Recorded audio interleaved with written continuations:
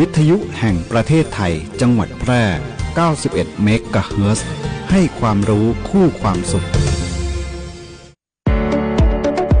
ที่นี่สถานีวิทยุกระจายเสียงแห่งประเทศไทยจังหวัดแพร่ส่งกระจายเสียงด้วยระบบ FM สเตอริโอมัลติเพล็กซ์ความถี่91เมกะเฮิรตซ์จากนี้ไปติดตามรับฟังรายการร้อยเรื่องราวข่าวสารเมืองแพร่ทุกวันจันทร์ถึงวันศุกร์เวลา 11 นาฬิกาถึง 12 นาฬิกาช่วงสื่อสารสาธารณสุขโดยงานเผยแพร่ประชาสัมพันธ์สำนักงานสาธารณสุขจังหวัดแพร่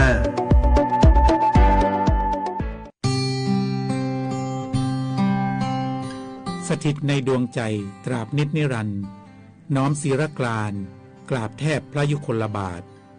น้อมสำนึกในพระมหากรุณาธิคุณเป็นล้นพ้นอันหาที่สุดมิได้ข้าพระพุทธเจ้านายนพรัตน์วัชรขจรกุลนายแพทย์สาธารณสุขจังหวัดแพร่และผู้บริหารข้าราชการพนักงานราชการเจ้าหน้าที่สำนักงานสาธารณสุขจังหวัดแพร่ปลายขอบฟ้าก้มกราบอำลาด้วยน้ำตา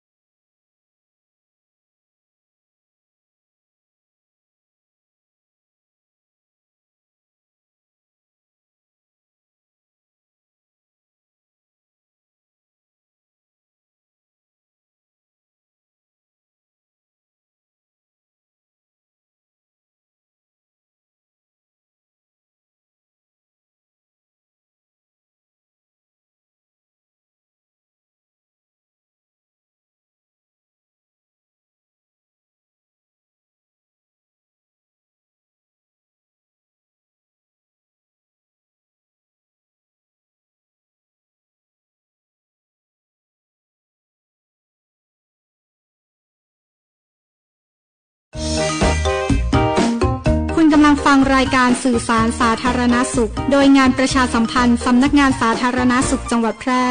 ทางสวทแพร่ FM 91 เมกะเฮิรตซ์สวัสดีค่ะคุณผู้ฟังต้อนรับคุณผู้ฟังเข้าสู่ช่วงของรายการร้อยเรื่องราวข่าวสารเมืองแพร่นะคะในช่วงสื่อสารสาธารณสุขโดยงานเผยแพร่ประชาสัมพันธ์สำนักงานสาธารณสุขจังหวัดแพร่ค่ะก็เจอกันนะคะในช่วงวันศุกร์นะคะเวลา 11 นาฬิกาหลังจากรับฟังข่าวต้นชั่วโมงไปจนถึงเวลา 12 นาฬิกาโดยประมาณค่ะเช่นเคยค่ะรับหน้าที่ดำเนินรายการโดยดิฉันพิรุณพรแสงสร้อยนะอยู่ด้วยกัน1 ชั่วโมงตรงนี้นะคะกับข้อมูลข่าวสารสุขภาพนะจ๊ะนะคะในพื้นที่ของจังหวัดแพร่นะคะก็วันนี้นะคะเจอกันในวันศุกร์ที่20กุมภาพันธ์พุทธศักราช2569นะวันนี้ในพื้นที่จังหวัดแพร่ของเรานะก็มีการรายงานสถานการณ์ฝุ่นละอองขนาดเล็ก PM 2.5 นะคะวันนี้วัดที่ตำบลนาจักรอำเภอเมืองแพร่จังหวัดแพร่คุณภาพอากาศอยู่ในเกณฑ์ปานกลางนะคะสีเหลืองนะคะค่า PM 2.5 อยู่ที่ 30.1 ไมโครกรัมต่อลูกบาศก์เมตรนะคะจากข้อมูลแอร์โฟร์ไทยนะคะคุณภาพอากาศปานกลางนะคะก็ขอให้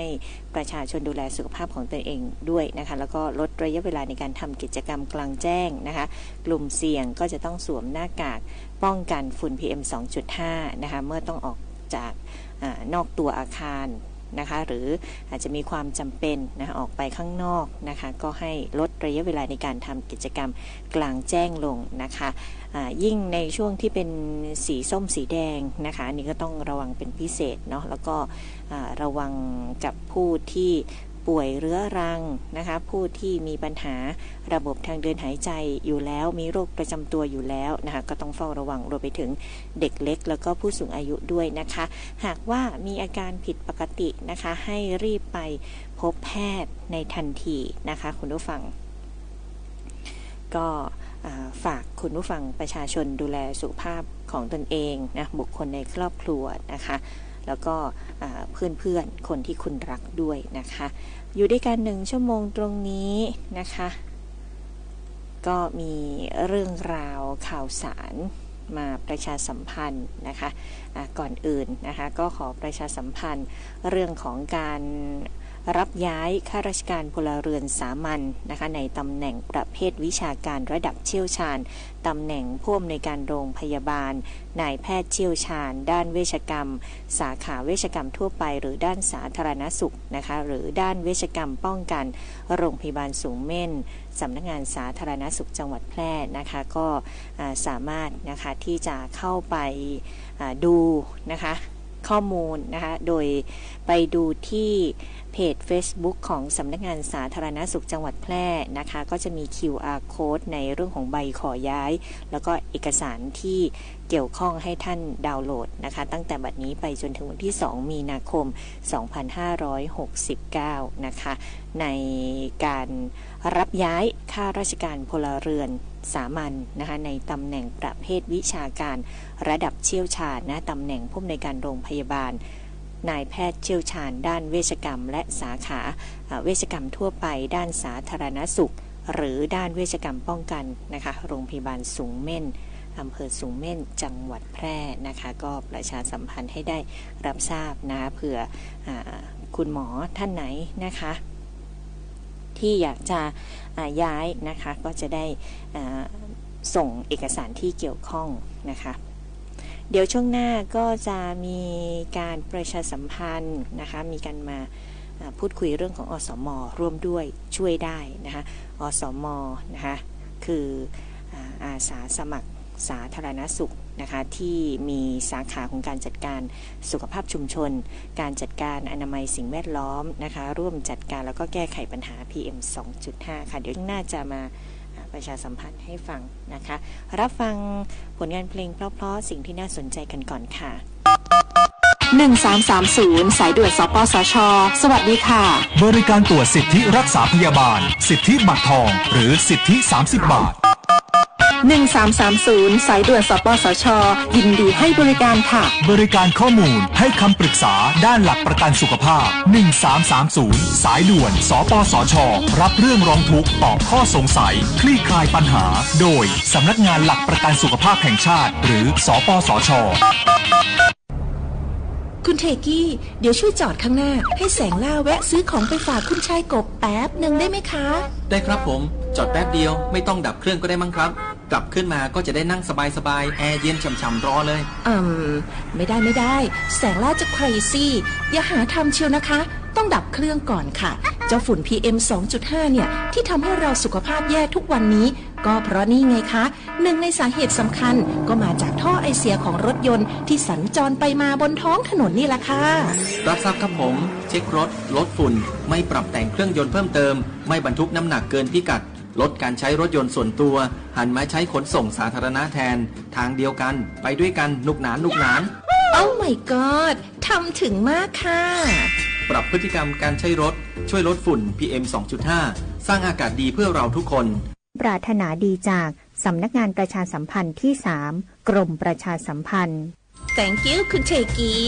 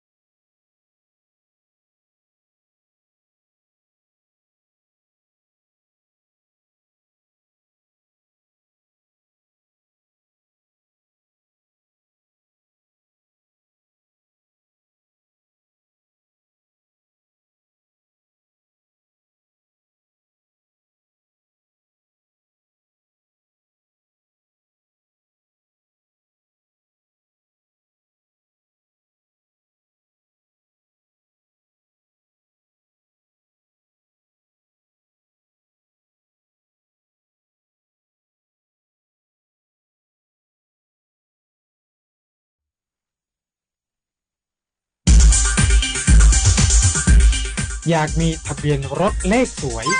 เสริมภาพลักษณ์เสริมความมั่นใจต้องไม่พลาดสำนักงานขนส่งจังหวัดแพร่ขอเชิญร่วมประมูลทะเบียนรถเลขสวย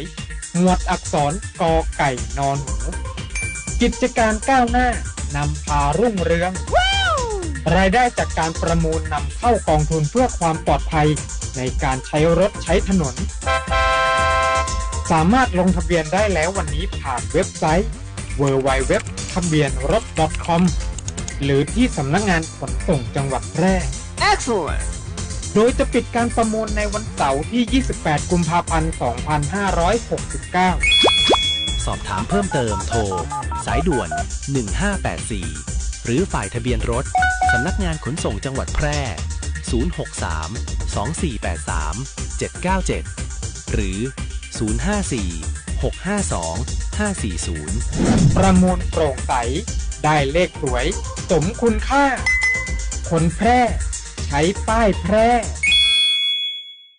เทศกาลเดินทางจะใกล้หรือไกลความอุ่นใจต้องมาก่อนขึ้นเครื่องลงเรือเดินทางไกลบาดเจ็บกระเป๋าหายบัดต้องวันใจเพราะมีประกันภัยคุ้มครองสบายใจได้ทุกทริปแค่3 ชอติดใจสำหรับคุณเช็คชัดชัวร์เช็คกรมธรรม์ประกันภัยการเดินทางให้พร้อมชัดเจนกับเงื่อนไขกรมธรรม์และความคุ้มครองชัวร์ได้เลยหากมีกรมธรรม์ประกันอุบัติเหตุการเดินทางที่พร้อมบริการฉุกเฉิน24 ชั่วโมงชัดทุกเช็คชัวร์ทุกทริปสายด่วนคปภ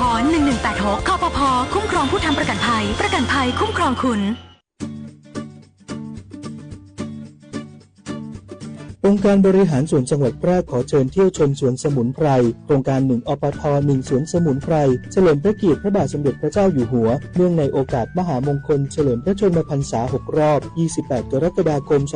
2567แหล่งองค์ความรู้เกี่ยวกับสมุนไพรท้องถิ่นแหล่งศึกษาเกี่ยวกับสรรพคุณของสมุนไพรท้องถิ่นและเป็นพื้นที่เพื่อการอนุรักษ์สมุนไพรท้องถิ่นอย่างยั่งยืนพร้อมสัมผัสโอโซนธรรมชาติของจังหวัดแพร่ดื่มด่ำบรรยากาศเย็นสบายที่ห้อมล้อมไปด้วยต้นไม้นานาพันธุ์ที่ถ้ำผานางคอยตำบลร้องกวางอำเภอร้องกวางจังหวัดแพร่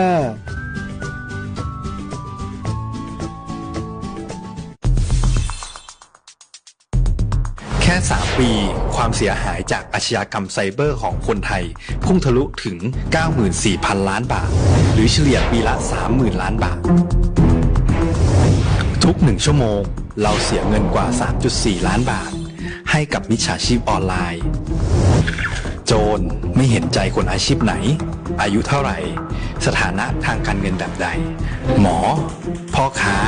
นักธุรกิจนักเรียนแม่บ้านข้าราชการเกษียณทุกคนตกเป็นเหยื่อได้เสมอและวันหนึ่งอาจเป็นคุณหรือคนที่คุณรักเพราะจุดอ่อนร่วมของเหยื่อคือความเร่งรีบขาดสติหรือแม้แต่บางครั้งก็เกิดความโลภจนเกินไปอย่าปล่อยให้การกดคลิกเดียวลิงก์เดียวทำให้โจรยิ้มกว้างวันนี้ถึงเวลาแล้วที่คนไทยทุกคนจะต้องร่วมมือกันสร้างภูมิคุ้มกันอาชญากรรมไซเบอร์ช่วยกันหยุดก่อนที่ภัยไซเบอร์จะทำให้คนที่คุณรักและตัวคุณเองกลายเป็นเหยื่อ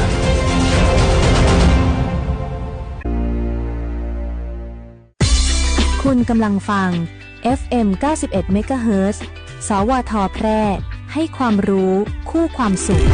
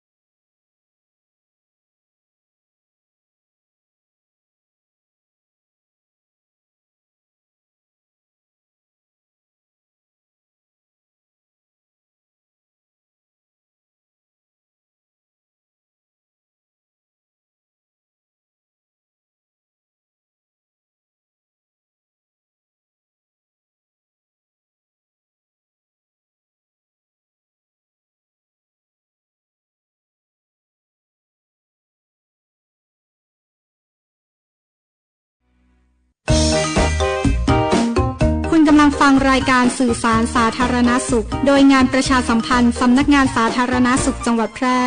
ทางสวทแพร่ FM 91 เมกะเฮิรตซ์ 11:39 นาทีนะคะรับฟังผลงานเพลงเพราะๆนะคะจากทางรายการร้อยเรื่องราวข่าวสารเมืองแพร่ช่วงสื่อสารสาธารณสุขโดยงานเผยแพร่ประชาสัมพันธ์สำนักงานสาธารณสุขจังหวัดแพร่นะคะก็อยู่ด้วยกัน1ชั่วโมงตรงนี้นะคะในช่วงที่2ของรายการนะคะก็มีเรื่องของอสม.นะคะพลังชุมชนร่วมใจจัดการปัญหาฝุ่น PM 2.5 มาฝากกันนะคะก่อนอื่นก็ต้องทักทายแฟนรายการกันก่อนนะทักทายคุณอัมพรกาดสมบูรณ์กันด้วยนะคะทักทายคุณอุดรฤทธิชัยกันด้วยนะติดตามกันผ่านทางเพจ Facebook ทักทายคุณจิ๋วจิ๋วเลือกชัยนะคะก็อยู่ด้วยกัน1ชั่วโมงตรงนี้นะคะกับข้อมูลข่าวสารที่เป็นประโยชน์นะนำมาประชาสัมพันธ์ให้ได้รับทราบรับฟังข้อมูลกันนะคะคุณผู้ฟังคะอสม.พลังชุมชนร่วมใจจัดการปัญหาฝุ่น PM 2.5 เนาะก็เป็นการสร้างความตระหนักการใช้เทคโนโลยีในการสื่อสารนะคะการปฏิบัติการเฝ้าระวังนะดูแลกลุ่มเสี่ยงนะคะการเฝ้าระวังรายงานแหล่งกำเนิดมลพิษนะคะตรวจสอบการเผาในที่โล่งหรือควันจากยานพาหนะแล้วก็หน่วยงานในท้องถิ่นด้วยนะคะแล้วนะคะก็จะมีในส่วนของการให้ความรู้นะคะก่อนอื่นเราจะต้องมีการสร้างความตระหนักในเรื่องการใช้เทคโนโลยีสื่อสารนั่นก็คือให้ความรู้สร้างความเข้าใจนะตระหนักในการป้องกันเรื่องของฝุ่น PM 2.5 นะคะก็จะต้องมีการแนะนำเรื่องของการสวมหน้ากากอนามัยสวมหน้ากาก N95 เพื่อป้องกันฝุ่นนะคะแล้วก็หลีกเลี่ยงกิจกรรมกลางแจ้งการรณรงค์การงดเผาในที่โล่งนะคะซึ่งพื้นที่จังหวัดแพร่ก็มีการรณรงค์กันแล้วนะคะใช้เทคโนโลยีในการติดตามสถานการณ์ฝุ่นนะคะเช็คค่าฝุ่นผ่านแอปพลิเคชันนะคะผ่าน LINE ผ่าน Facebook นะคะของชุมชนอย่างนี้นะคุณผู้ฟังการปฏิบัติการเฝ้าระวังและการดูแลกลุ่มเสี่ยงนะคะอสม.ก็จะต้องร่วมสอดส่องดูแลนะเฝ้าระวังรายงานแหล่งกำเนิดมลพิษนะคะตรวจสอบการเผาในที่โล่งควันจากยานพาหนะแล้วก็หน่วยงานในท้องถิ่นนะติดตามสุขภาพของประชาชนในกลุ่มเสี่ยงจัดทำทะเบียนข้อมูลเด็กผู้สูงอายุผู้ป่วยเรื้อรังเพื่อดูแลใกล้ชิดนะคะในช่วงที่เกิดฝุ่นนะคะและอย่าลืมเนาะสร้างเครือข่ายความร่วมมือในพื้นที่นะคะประชุมร่วมกับภาคส่วนต่างๆในที่ประชุมนะเป็นการกำหนดแนวทางในการแก้ไขปัญหาฝุ่น PM 2.5 ร่วมกันนะคะอันนี้คือแนวทางในการทำงานของอสม.หรืออาสาสมัครสาธารณสุขประจำหมู่บ้านนะในการรับมือแก้ไขวิกฤตฝุ่น PM 2.5 ในชุมชนนะคะอสม.ก็ถือว่าเป็นอีกหนึ่งบุคคลนะคะที่มีความสำคัญต่อชุมชนเป็นอย่างยิ่งนะคะเพราะว่าอสม.เนี่ยก็จะไปดูแลนะคะรวมด้วยช่วยได้ต่างๆนะไม่ว่าจะเป็นโรคภัยไข้เจ็บนะและที่สำคัญเนาะปัญหาที่จะเกิดขึ้นตามมาในช่วงนี้ก็คือฝุ่น PM 2.5 ซึ่งก็จะส่งผลกระทบต่อสุขภาพของประชาชนในชุมชนอีกนั่นเองนะคะเพราะฉะนั้นอสม.นะในช่วงเหตุการณ์วิกฤตสถานการณ์ต่างๆก็จะทำหน้าที่นะเป็นผู้ช่วยคุณหมอนะคะในการแนะนำนะประชาชนในชุมชนของตนเองนะคะสำหรับอสม.ร่วมด้วยช่วยได้เนี่ยก็เป็นอสม.ในสาขาการจัดการสุขภาพชุมชนและการจัดการอนามัยสิ่งแวดล้อมร่วมกันนะคะในการจัดการแก้ไขปัญหา PM 2.5 นะคะจะต้องให้ความรู้นะคะเน้นย้ำว่าให้ความรู้ความตระหนักนะคะในเรื่องฝุ่น PM 2.5 เนาะแนะนำการป้องกันตนเองในช่วงที่ฝุ่นสูงนะต้องสวมหน้ากากงดทำกิจกรรมกลางแจ้งหรือนะคะในบางบ้านนะจะต้องมีการใช้เครื่องฟอกอากาศกันด้วยนะคะประชาสัมพันธ์แนวทางในการจัดทำห้องปลอดฝุ่นนะคะมุ้งสู้ฝุ่นนะคะแล้วก็สร้างการตระหนัก เกี่ยวกับการลดฝุ่นเช่นหลีกเลี่ยงการเผาในที่โล่งการเผาภาคพื้นที่การเกษตรนะคะส่งเสริมกิจกรรมเช่นการปลูกต้นไม้การทำความสะอาดชุมชนนะคะไปคัดแยกขยะนำเศษวัสดุเกษตรไปทำปุ๋ยแทนการเผานะอสม.ก็ต้องเป็นผู้มีความรู้เช่นกันนะก็จะต้องเป็นผู้ที่ศึกษาความรู้นะคะศึกษาหาข้อมูลกันอยู่ตลอดนะเพื่อจะนำไปแนะนำนะสมาชิก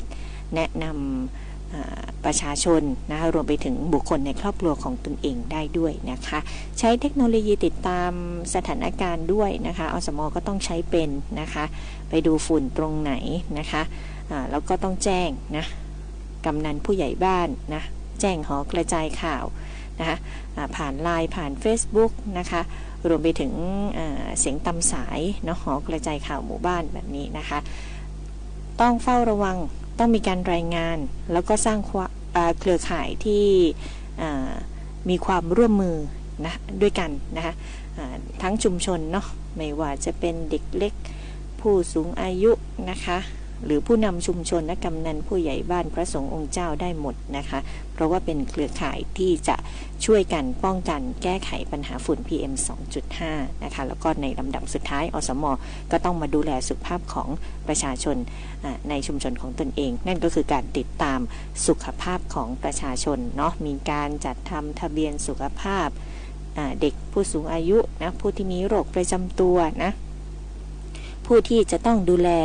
แจ้งเตือนอย่างใกล้ชิดนะโดยเฉพาะช่วงสถานการณ์วิกฤตนะไม่เพียงแต่โรค PM เรื่องของ PM 2.5 นะคะโรคภัยไข้เจ็บที่มาตามฤดูกาลก็ต้องแจ้งด้วยนะคะทีนี้อันนี้ก็คือหน้าที่นะคะของอสม.นะคะในการเฝ้าระวังภัยต่างๆในพื้นที่ของชุมชนของเรานะคะก็ด้วยความห่วงใยนะคะจากนายแพทย์นพรัตน์วชรขจรกุลนายแพทย์สาธารณสุขจังหวัดแพร่นะก็ฝากข้อมูลข่าวสารมาประชาสัมพันธ์ให้กับคุณผู้ฟังประชาชนทุกท่านนะคะแล้วก็ในรอบสัปดาห์นี้นะคะในส่วนของภารกิจงานต่างๆของสาธารณสุขนะคะโอ้แน่นนะคะมีการประชุมติดตามการพัฒนาระบบการตรวจสอบสาธารณสุขมีการเรียกประชุม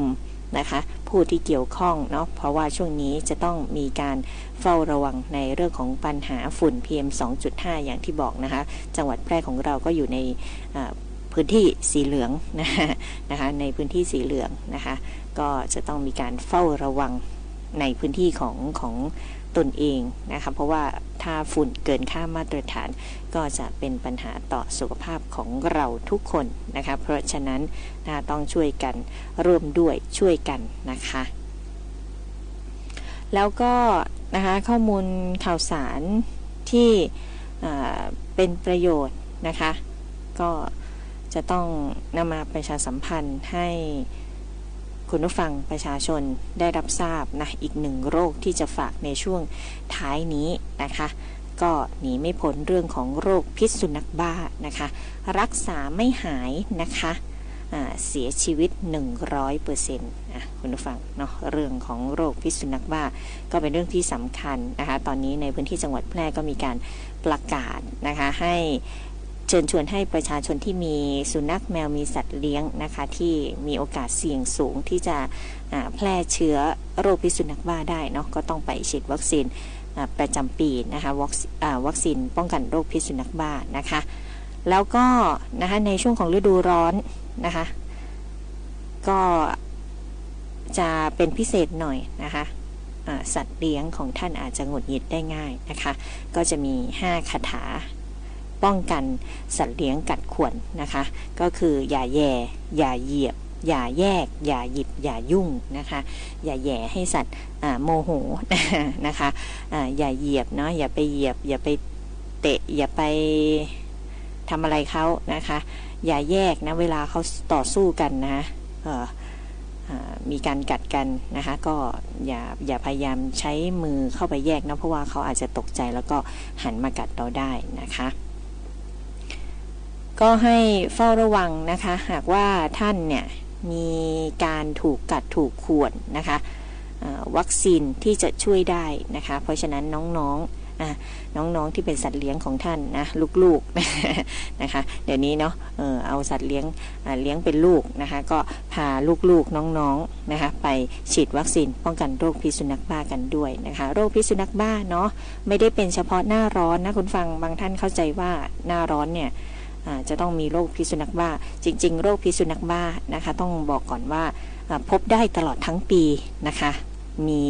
เกิดโรคได้ตลอดทั้งปีนะคะเพราะฉะนั้นอย่าให้ขาดนะคะสำหรับวัคซีนป้องกันโรคพิษสุนัขบ้าประจำปีของสัตว์เลี้ยงนะคะปฏิบัติตนอย่างไรหากถูกสุนัขกัดนะคะหลักการก็คือรีบล้างแผลด้วยน้ำสะอาดและสบู่นะคะอย่างน้อย 10-15 นาทีล้างวนไปนะคะใส่ยาฆ่าเชื้อแล้วก็ปิดแผลนะคะจากนั้นเนาะกักสุนัขเพื่อดูอาการนะคะหากว่าสุนัขผิดปกตินะคะอย่างน้อย10 วันเนี่ยหรืออาจจะพบว่าสุนัขเนี่ยเสียชีวิตนะตายนะก็ส่งตรวจหาเชื้อพิษสุนัขบ้านะคะหรือว่าคนที่ถูกข่วนมีแผลนะคะก็ให้รีบไปพบแพทย์เพื่อจะพิจารณาในเรื่องของวัคซีนป้องกันแล้วก็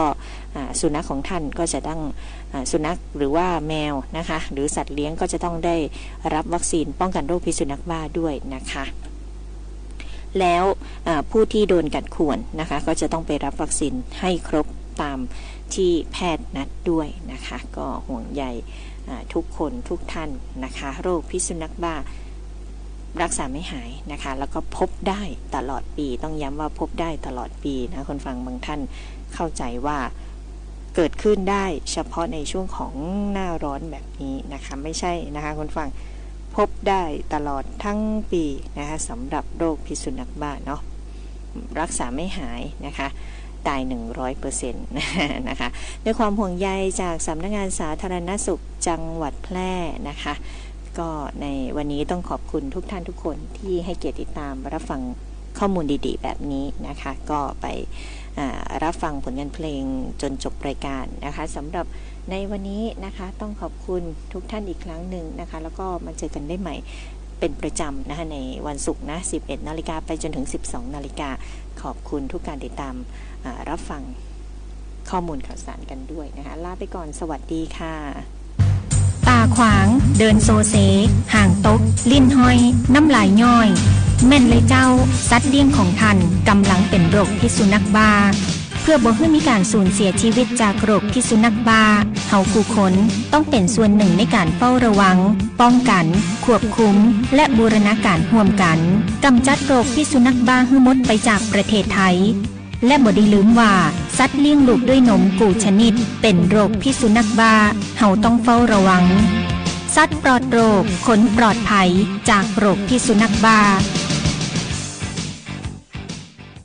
การสูญเสียครั้งสำคัญที่เขาต้องจำทั้งชีวิต ถ้าวันนั้นผมไม่ปล่อยให้เขาอยู่ลำพังก็คงไม่เจอเหตุการณ์ที่เลวร้ายเสียใจและทรมานค่ะเพราะความประมาทฉันจึงต้องสูญเสียลูกไป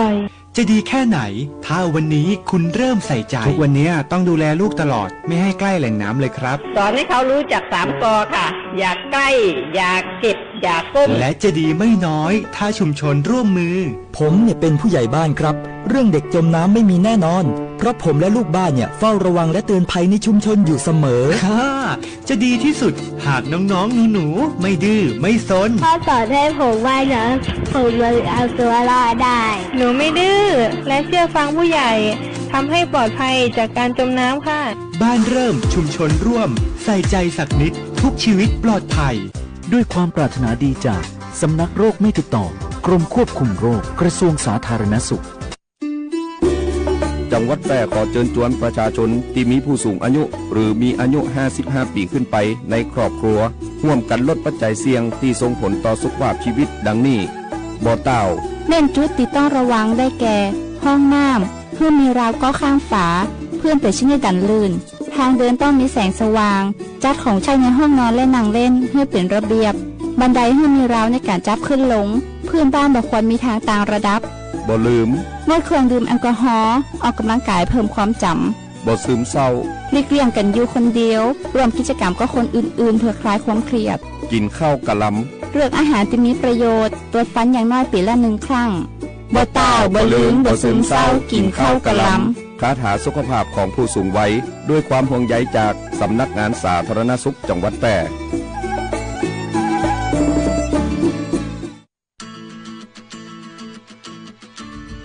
ให้เลือด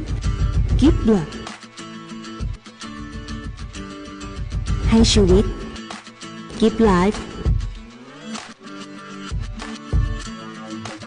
ให้เลือดให้ชีวิตกิฟต์บลัดกิฟต์ไลฟ์